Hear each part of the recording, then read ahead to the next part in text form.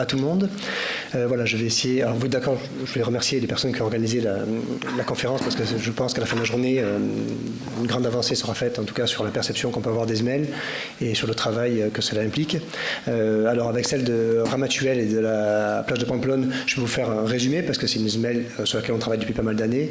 Et d'ailleurs, sont présents avec moi Frédéric Thiebaud, qui est mon collègue qui travaille depuis le départ sur l'opération, mais également la mairie de Ramatuelle avec son directeur des services techniques et le responsable du service des marchés. Donc voilà, s'il y a des questions après l'intervention ou même a posteriori, n'hésitez pas à vous retourner vers eux. Donc je vais démarrer et sortir les éléments essentiels de cette semelle. Alors on appelle les 4 espaces en un, vous allez comprendre pourquoi au fur et à mesure. Voilà. Next. Juste le vert. Oui.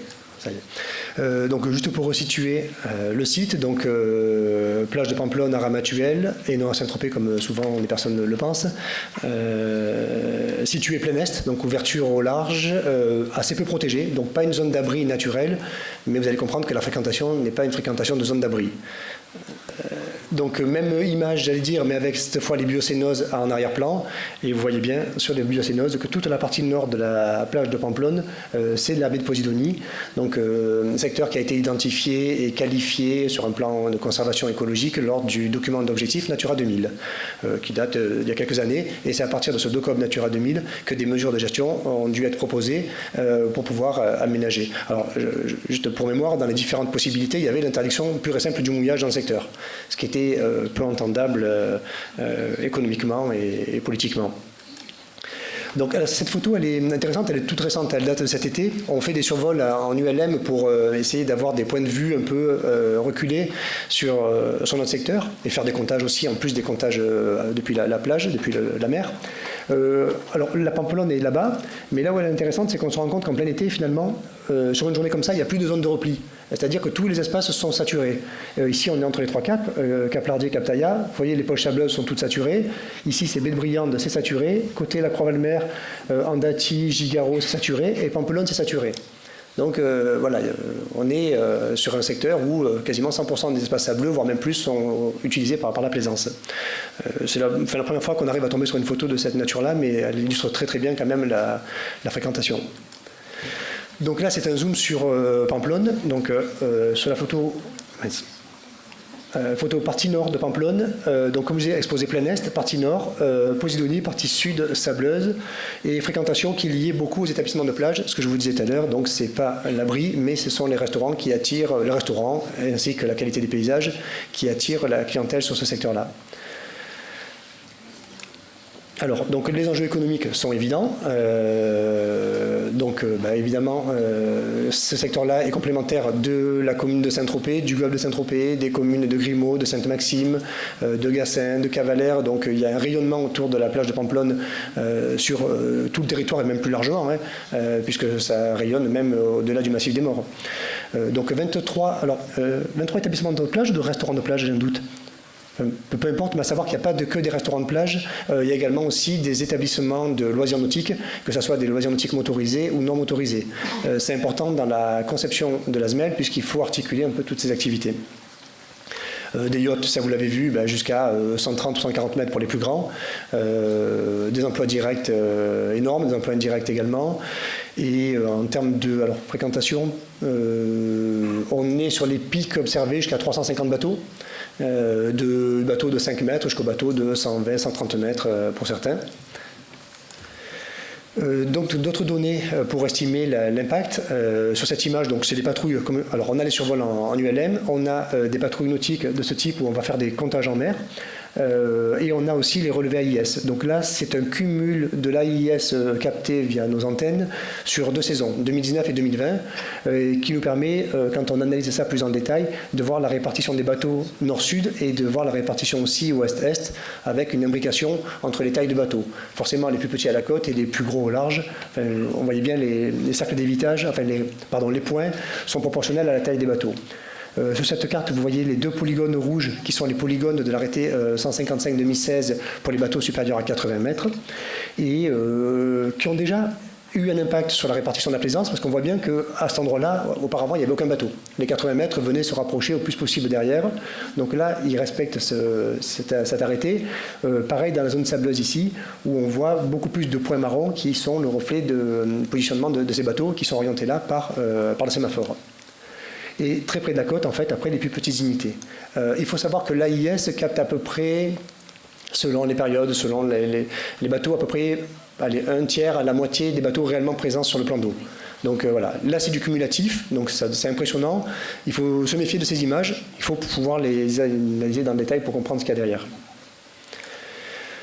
Cette image en fait, j'allais trop vite. Le retrace est vraiment de la position d'Herbier de Posidonie, qu'on voit plus ou moins en transparence. Donc vous voyez que grosso modo, il y a la moitié des bateaux qui sont sur l'herbier, la moitié sur la zone sableuse. Et c'est à partir de cette répartition-là qu'on a envisagé donc, le plan de mouillage qui va être sur la diapo suivante.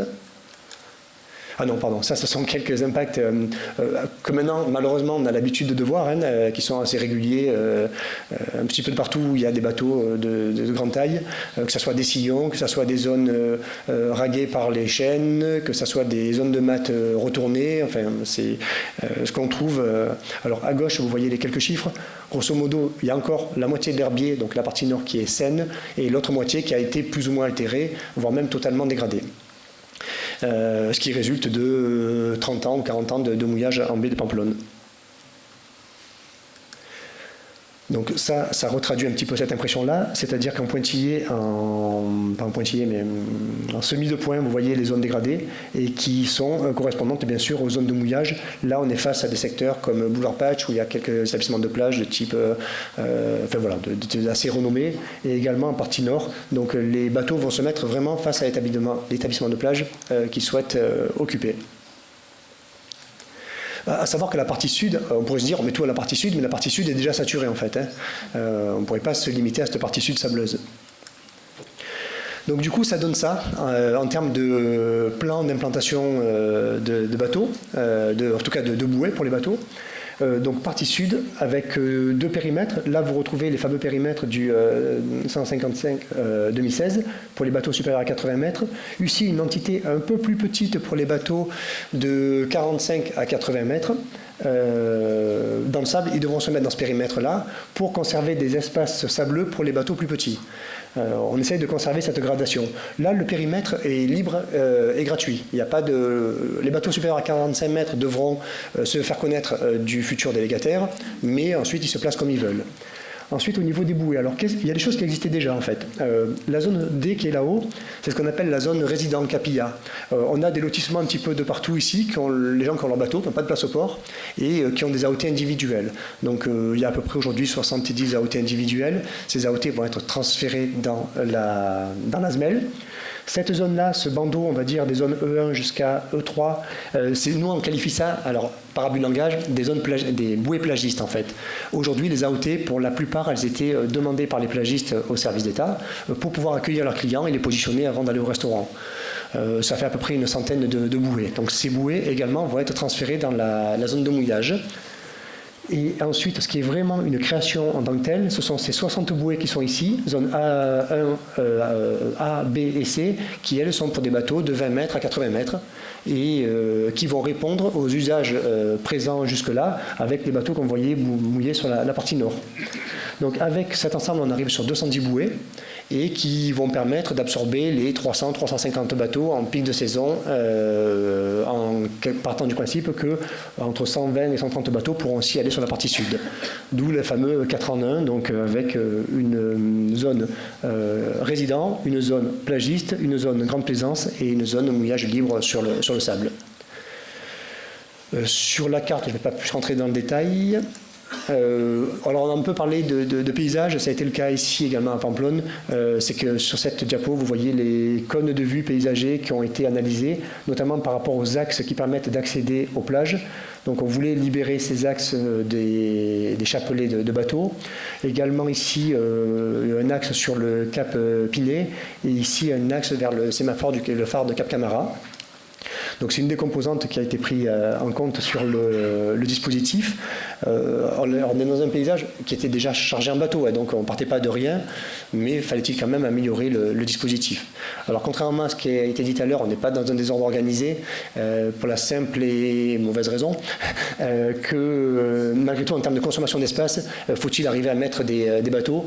Donc on perd de la surface quand on désorganise, et là on a essayé malgré tout d'optimiser, parce qu'il ne faut pas oublier qu'on a des chenaux, enfin en tout cas des axes de navigation pour les jet skis, les loisirs nautiques, donc il faut conserver quand même ces espaces-là. Il ne faut pas oublier aussi qu'il faut qu'on gère les pêcheurs qui viennent pêcher dans le secteur. Donc aujourd'hui les modalités ne sont pas encore conclues, mais il faut arriver à favoriser, enfin en tout cas permettre encore cette activité. Et voilà, il y avait toute une série de contraintes qu'il a fallu intégrer dans le dispositif. Et pour, voilà, alors simplement au niveau de la démarche, l'enquête publique a eu lieu au mois d'avril. Donc il y avait 2 dossiers qui étaient soumis à enquête publique, l'autorisation environnementale et l'autorisation domaniale. Il y a un avis favorable qui a été remis. Il y a 2-3 ajustements qui ont été mis en œuvre, enfin qui ont été pris en compte suite à l'enquête publique. La pêche professionnelle, enfin les objectifs étant de conserver la pêche professionnelle, la sécurité du mouillage sur les fonds sableux et par exemple la nuit. Il y avait une réflexion, est-ce qu'il faut ou pas sur la semelle permettre le mouillage de nuit, et a priori c'est quelque chose pour l'instant qui n'a pas été retenu. Rien n'empêchera les bateaux de se mettre au mouillage sur le sable en partie sud la nuit, mais voilà, les craintes en fait de dérapage liés aux usages nocturnes déjà très présents sur la commune de Ramatuelle et qui sont compliqués à gérer font que dans un premier temps le mouillage de nuit ne sera pas autorisé sur la semelle. Et pour finir, donc la commune en est à la phase, alors peut-être que certains d'entre vous l'ont vu, la commune a lancé le marché de choix, le marché de candidature pour la concession, donc qui est en ligne depuis maintenant une semaine. Dossier qui va être suivi d'un dossier de CCTP en fait, mais ça va se faire en 2 phases.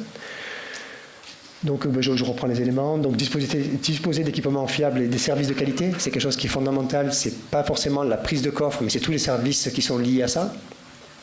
Alors le règlement de police qui a été un travail conséquent et qui a été fait en partenariat étroit avec la DDTM, un règlement de police qui est aujourd'hui quasiment abouti et qui va être transmis lors de la partie marché de DSP. Et la pêche professionnelle, voilà, c'est encore un point qui n'a pas encore complètement bouclé, c'est savoir comment les pêcheurs vont continuer à travailler sur la zone et quelles sont les contraintes techniques qu'il va falloir mettre en œuvre pour leur permettre ce travail-là. Et voilà, après la partie reconquête de l'herbier, à long terme, on aimerait voir comment l'herbier va se reprendre, on va dire, sa place sur les zones où il a été fortement dégradé. Et la dernière diapo, pour rappeler les 4 enjeux écologiques, économiques, sécurité et paysagers sur le secteur. Et je crois que j'ai fini sur ce que je pouvais vous décrire en 10 minutes de la semelle de Pampelonne. Voilà, merci. Merci beaucoup.